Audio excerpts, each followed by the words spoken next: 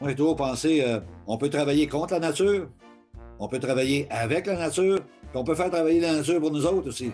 Gérer le castor, c'est comme gérer une forêt. Tu peux pas gérer ça en 1 an, 2 ans. Faut que tu aies un plan à long terme. Une aventure aquatique avec des castors. Rendez-vous à Wakefield, en Outaouais.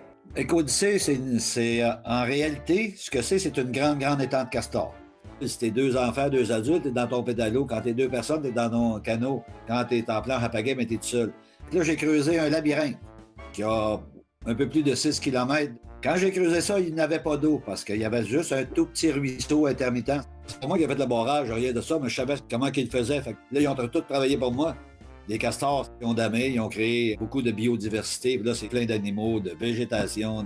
On a un animal, il crée son habitat, il se construit une maison, il ramasse sa nourriture, il passe l'hiver là-dedans. C'est quasiment l'humain, ça, là. C'est pas pour rien qu'on en a fait notre emblème du Canada, là. C'est le seul animal qui transforme l'habitat. C'est ce qu'on appelle une pierre angulaire en nature. Lui, il ramasse de l'eau, il la réchauffe, le cycle de vie part, puis il s'agrandit. Tu sais, on regarde une forêt, c'est relié par les racines, puis c'est relié par les feuilles, tout est ensemble, là. Puis c'est ça qu'il faut comprendre.